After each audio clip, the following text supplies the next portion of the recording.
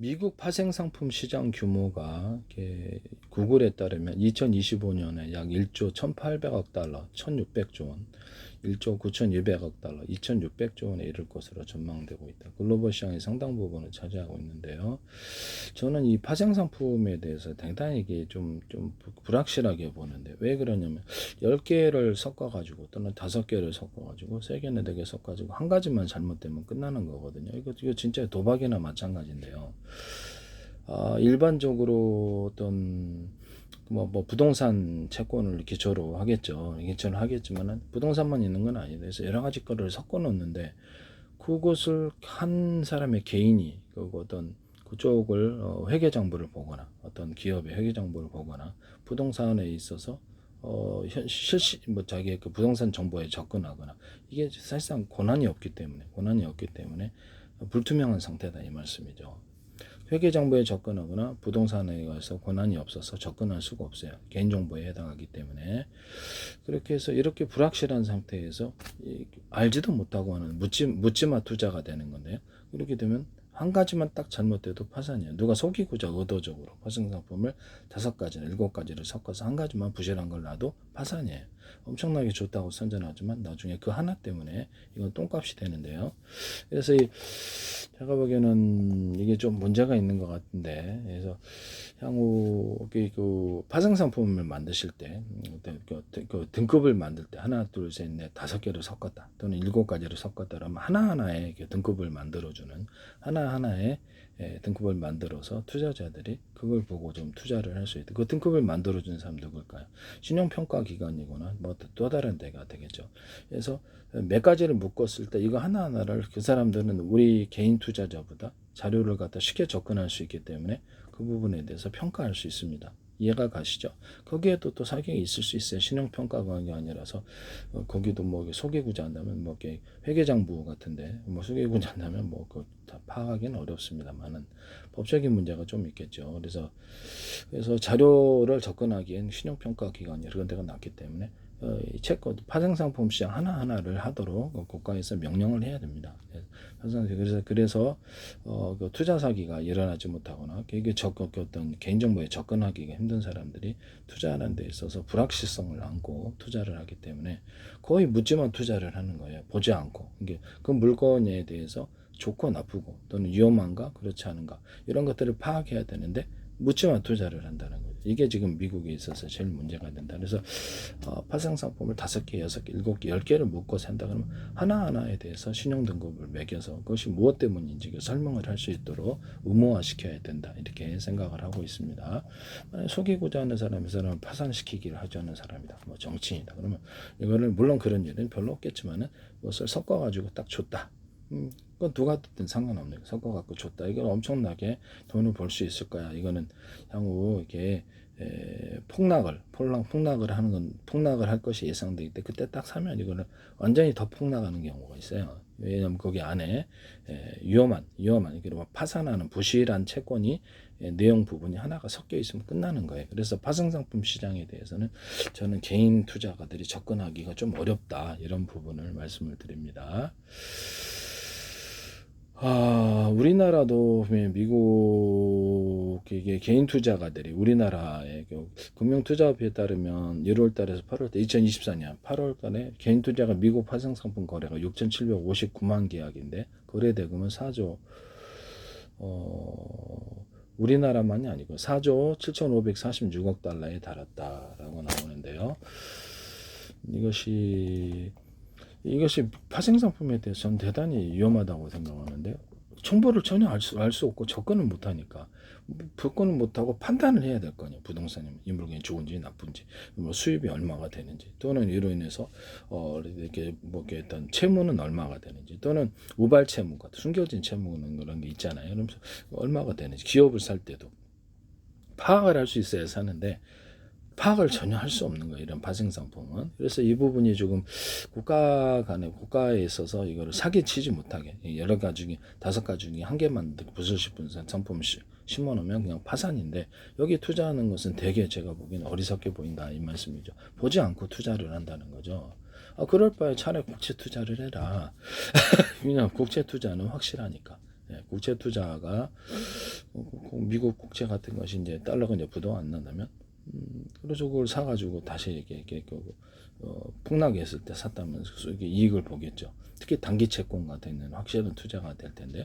개인 투자가들이 살 수는 없어요. 미국 단기 뭐 1개월 물, 3개월 뭐 3개월물이죠 보통. 그래서 짧은 기간대 활용하면 돈 뛸 염려도 없고 그래서 이런 부분을 말씀을 드립니다. 그래서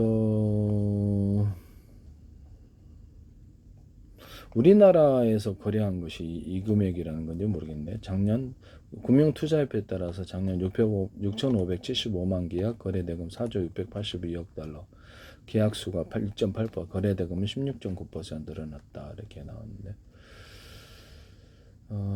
이 파생상품에 대해서도 뭐 좋은 게 있고 나쁜 게 있겠지만은 개인 딱 하나 단일 종목으로 단일 종목으로 된 거 이런 부분들을 한번 그거를 만약에 그렇죠. 미국 국채가 이제 만약에 문제가 없다면 폭락했을 때 사갖고 가지면 돈 벌겠죠. 그래서 단기 투자 그래서 보시면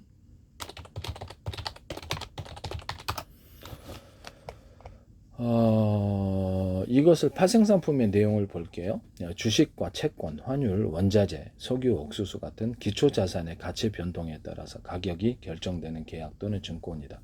미래의 특정 시점이나 조건의 기초자산을 거래하기로 약속하는 금융상품이다. 주요 목적은 가격 변동 위험을 회피하거나 적은 자본으로 큰 수익을 노리는 레버리지 효과. 여기서 대부분 다 파산해서 망하죠. 예측할 수가 없으니까요. 그래서 오를까 내릴까 이걸 맞추는 게임을 한다 합시다. 그러면 내가 한 번은 걸린다는 거죠. 여기서 돈을 갖다 한 번은 땄을지라도 거의 맞출 수가 없는 거죠. 이거는 맞출 필요 한 번이라도 실수하면 큰 돈이 다 날아가는 그런 구조가 되어서 저는 개인 투자가들이 하기에는 대단히 어렵습니다. 그래서 새로운 선물 보통 하고 옵션, 스왑 이런 것들이 있는데요. 이거 말고라도 여러 가지 것들을 섞어 가지고 하는 파생 상품이 있어요. 그래서 그것이 제가 보기엔 대단히 위험하게 보이는데요. 개인 투자가들은 여기 접근하기가 집안 말아먹는 거죠. 제가 보기에는. 그래서 이거는 순식간에 돈이 날아갈 수 있는 시장이어서 제가 차라리 그걸로 하면 부동산 투자해라 라는 것을 말씀을 드리고 있습니다. 뭐 사람들이 모일 것 같은 이런데 먹자골목 같은 데라든지 부동산 투자를 하는 게 훨씬 낫다. 그리고 사람들이 인구수가 안 모일 것으로 생각하고 떠나는 데는 하지 말아야 되는 거죠. 미국 도시다 그러면 인구수가 계속해서 증가하는 곳, 일자리가 많이 생겨서 그러니까 일자리가 많이 생겨야지 전 세계에 들어오죠. 디트로이트 같은 데 일자리 없었을 때 떠났잖아요. 부동산도 폭락이래. 그래서 사람이 많이 모이지 않는 것은 파산이에요. 그래서 그렇기 때문에 거기 부동산 투자한다는 어리석은 일입니다. 무인도에 투자해봤자 안 올라요. 사람이 계속 모일 곳으로 예상되는 곳에 그것에 투자를 해야 된다는 것이죠. 이해가 그거는 전 세계 어떤 부동산도 마찬가지다 생각합니다. 그렇게 해서 그러면 사람들 빌딩도 필요할 거고 사무실도 필요할 거고 장사가 잘 되면 근데 거기서 뭐 장사가 잘 되게 하는 어떤 기업들이 떠난다. 그러면 그 빌딩 가격도 폭락한다고 예상하셔야죠. 근데 미리 선 팔아 치우셔야죠. 그래서 항상 이게 보통 일자리를 잘 찾아서 들어오려면 결국에는 기업이 여기 많이 창업을 하느냐, 큰 기업이 있느냐, 또는 큰 기업이 떠날 위험은 없냐. 이 떠났을 때 이 지역의 부동산이 작살나진 않느냐, 그걸 봐야 되죠. 그래서 그 하나의 기업이냐, 아니면 10개, 100개의 기업이냐. 기업의 종류가 그게 나가도 또 새로운 데가 많다. 그러면 그 정도는 이제 사야죠. 예. 그래서 일자리를 찾아서 오니까 이제 부동산이다. 그럼 이게 또 임대를 할 때도 좋고 팔 때도 좋고 그러면 사람들이 안정적으로 기업에 일자리가 있어서 소득이 늘어난다. 근데 그러면 이제 그거를 이제 집이 필요하겠구나 이게 생각을 해서 부동산 그래서 주거용 주택도 사게 되는 거고 상점 이렇게 사람들이 이제 많아지면 빌딩의 밑에 상점들 있잖아요. 그럼 임대하기도 좋고 임대료도 오르겠구나. 그래서 미리 선투자를 딱 보면 딱 그렇게 보다 보면 보이는 곳이 있어요. 그래서 이렇게 지도 같은 것을 이렇게 우리나라 같은 네이버 지도 같은 것이 있는 것처럼 이렇게 보면 딱 모일 만한 장소가 있어요. 그리고 사람들이 뭐 때문에 오는 그래서 오피스 빌딩이 있다든지 사람들이 유동인구가 많이 온다든지 외국인 관광객 많이 온다 그런 장소들이 있습니다. 그러면 그걸 봐가지고 구글까지도 쳐봐가지고 그것을 내용을 봤다가 이거 봐라 이게 사람들이 계속 모이겠는 걸 그러면 그쪽 부동산을 산다는 거죠. 이해가 가시죠? 네. 직장이 기업이 많이 들어오고 하나의 기업만 의존했다면 파산이에요. 그래서 많이 들어오고 이렇게 오피스 빌딩에 근무하는 사람들이 늘어나면 직주 근접이라고 그 근처에 이제 그 주거용이 그 임대가 일단 좋고요. 임대하고 좋고 임대 건물 할 수 있는 것들 아니면 여기다가 이렇게 주거용 이런 것들이 오르겠구나 이렇게 생각을 하셔야 되겠죠. 이런 부분을 말씀을 드립니다. 그래서 제가 보기에는 선물 옵션 수합 같은 이런 파생상품은 개인 투자가들이 접근하기가 좀 어렵다 이런 부분을 말씀을 드립니다.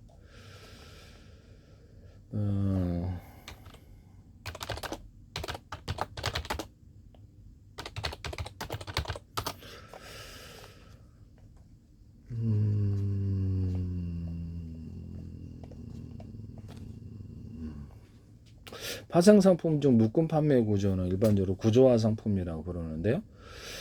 전통적인 금융상품, 채권, 예금과 하나 이상의 파생상품, 옵션 수합을 결합해 특정 목표를 달성하도록 설계되었다. 이렇게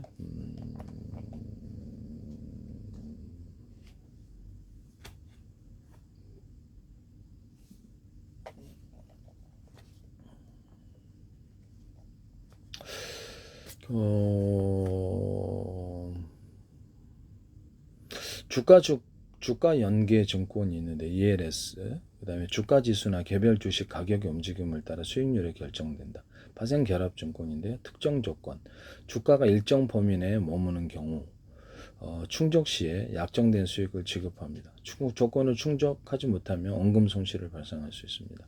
그래서 주가 지수를 예측한다는 거죠. 그에 따라서 이렇게 하는 거고 DLS가 기타 기초자산 연계증권 ELS와 유사하지만 주식에 당한 자산, 이자율, 환율, 금, 원유, 실물자산, 신용위험 등을 기초자산으로 한다. 이렇게 해서 오르면 돈을 벌이고 내리면 이렇게 손실이.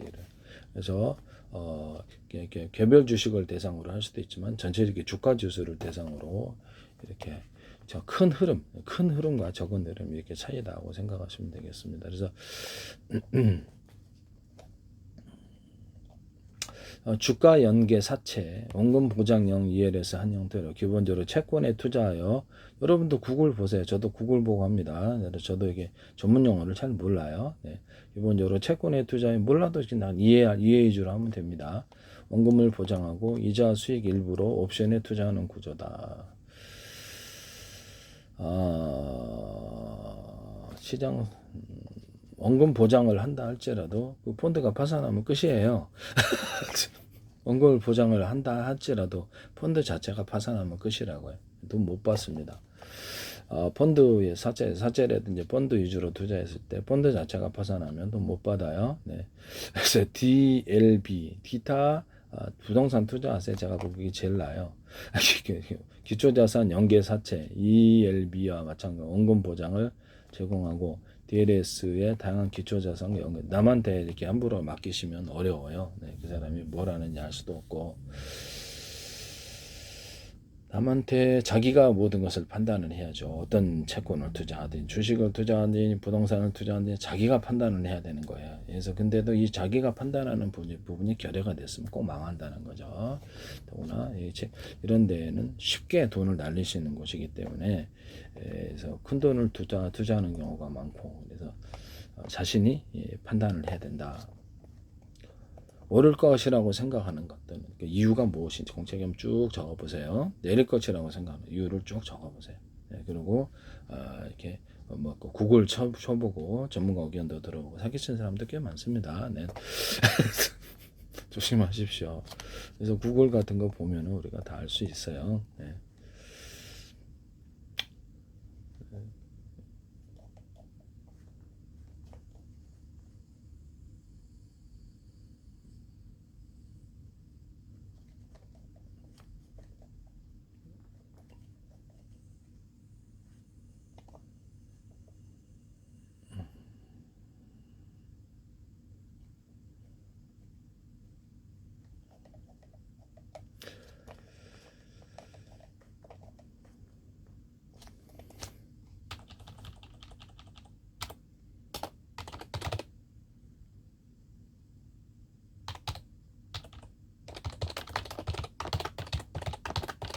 이 파생 상품에서 한 가지만 잘못돼도 이게 파산하는 이런 구조이기 때문에 제가 보기엔 이거는 좀 어렵다고 봅니다. 그래서 파생 상품에 있어서 어떤 기초 자산이 되는 거하고 이렇게 여러 가지를 섞어놨잖아요. 그것에 대해서 신용도를 평가를 해야 된다는 거죠.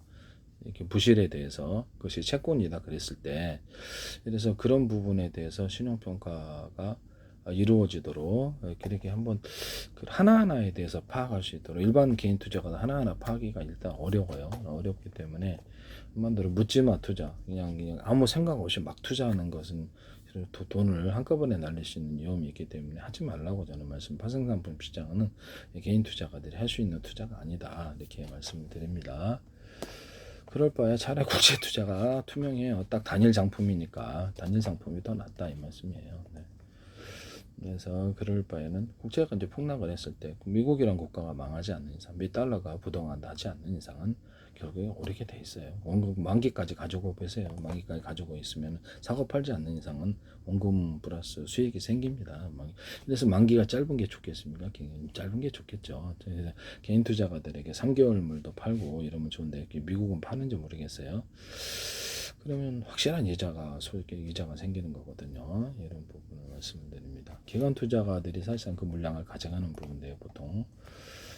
그래서 국채를 항상 기관 투자가들은 규모가 크기 때문에 큰 돈이 꼭 포함을 시켜야만 합니다. 그래서 이런 부분을 말씀을 드리죠. 개인 투자가들은 위험 분석 자체가 힘들다. 저도 힘들어요. 이거 뭐 자료가 있어야지 판단을 하지. 자료가 없는데 무슨 소리 판단을 하나. 네, 그게 말이 안 되는 거죠. 그래서 이런 부분을 내가 이제 A라는 기업에 얼마 빌려주고 B라는 기업에 얼마 주고, 근데 이게 채권을 기초 자산을 A라는 기업에 돈을 많이 빌려 나머지 것들을 섞어놨다, 이런 경우도 있을 수 있어요. 이론적으로. 그러면 어느 회사의 부도가 날지 알 수가 없는 거예요. 그렇게 한 군데 잘못되면 이 채권가가 똥값이 되는 겁니다. 그래서 지금 국채 투자가 차라리 나아요. 국채.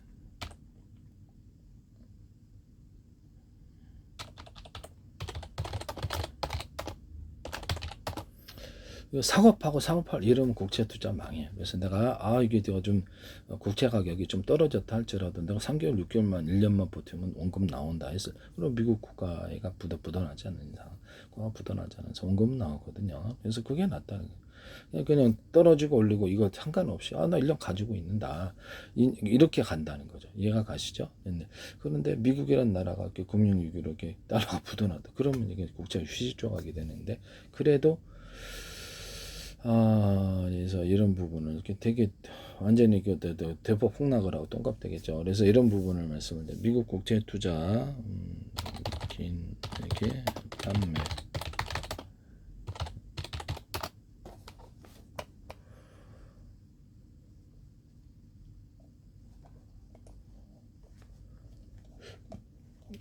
그날 막 그리고 오르고 내리고 오르고 그러는데 그걸 맞춰서 사고 팔고 한 번도 못 맞춰요. 맞추기가 어렵다고요. 그래서 단타 치면은 대부분 한꺼번에 돈 날라가고요. 나 그러면 내가 3개월물, 6개월물이면 1개월물 또 기다리겠다. 네, 이게 그렇게 원금만 가져올 수 있죠. 그리고 그건 가장 확실한 방법이라고 생각합니다. 그래서 여윳돈으로 가지고 빌려갖고 투자하면 망해요. 또 갚아야 되기 때문에. 빨리 갚아라 그러면 돼. 어떻게? 네네네. 빌려갖고 투자하면 보통 망합니다. 주식 같은 데도 이렇게 빌린 돈을 갚지 않으면 일정 시간이 지나면 그냥 강제 매매가 있어요. 주식을 팔아버리기 때문에. 그래서 되게 이렇게 빌려서 레버리지를 하면은 대부분 파산하게 되죠. 네. 미국은 지금 정기적으로 국채를 발행하게 경매를 진행하는데요. 보통 매년 2월, 5월, 8월, 11월 첫째 주 수요일에 발표된다. 발표되는 분기 국채 발행 계획에 따라 확정이 되는데요. 경매는 만기별로 2년물, 10년물들이 매월 격월로 진행된다. 30년물, 장기물은 분기별로 이루어져요. 30년물을 개인이 가져가기는 좀 힘들죠. 보통 돈의 가치라는 건요, 자본주의 특성상 오래 가면은 옛날 강남 땅이 10,000원이었어요. 1970년대. 지금 1억이에요, 1억. 그래서 돈의 가치라는 것은 자본주의 특성상 돈이 많이 풀릴 수밖에 없는 구조가 되기 때문에, 그래서 정기예금을 갖다 꼬박꼬박 부었던 사람이 가난해졌다, 이런 거 들어보셨죠, 뉴스에. 거랑 똑같아요. 그래서 결국에는 부동산이라는 것이 일소 자산이기 때문에 특히 대도시에 사람들이 많이 몰리는 부동산에서 그걸 사야 됩니다. 노열 자리를 떨어졌을 때.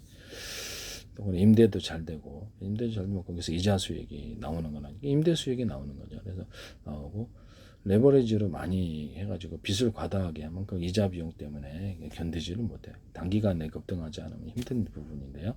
맞으면 돈 버는데 그래서 경제 성장기 우리나라가 막 수출 잘하고 경제 성장기엔 되게 됐어요. 인구수가 폭발적으로 늘어나고 그렇지만 저기 인구수가 줄어드는 이런 저출산 고령화 상태에서는 인구수가 사라지기 때문에 이것도 상당히 어려운 부분이다.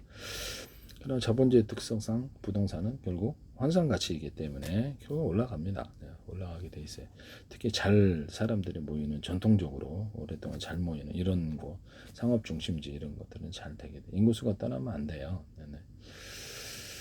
수도를 옮긴다든지 했을 때 상당히 변동이 생길 수 있는. 그래서 오늘 그나서 이렇게 서울이다 그러면 이게 부동산이 파산할 수 있는 이런 구조를 갖고 있는 거죠. 네네. 그래서 이게 좀 안 좋게 보지만. 네. 정기적으로 국채 어쨌든 이렇게 2년 안에 미국 개방할 일이 없으면 2년짜리 투자 기다리겠다. 오르고 내리나 모르겠다. 그럼 어느 시점에 올라갈 때가 있어요. 그때 딱 팔면 됩니다. 기다리지 않고 여기 느긋한 자세로 하시는 게 나아요. 국채는 단일물이잖아요. 국채 딱 한 가지 상품이기 때문에 그 생각을 해보세요. 그래도 여윳돈으로 하셔야죠. 여윳돈으로서 1년물, 3개월물 있고 6개월물인데 개인 투자가들한테는 단기를 안 줘요. 기간 투자가들한테 주지. 그래서 우리나라도 아마 안 줄걸요. 미국 국채도 그럴 것 같은데. 네네. 보시면 이자를 지급하는데요. 이자도 나와요. 그래서 미국채는 단기 국채는 만기 기간은 4주, 8주, 13주, 17주, 27주, 52주예요. 단기 국채는. 미국은 은행에 저금할 때 이자를 내야 되는 부분이 있는가 본데 있나? 그런 나라가 있어요. 미국 자 어디 볼게요. 그래서 이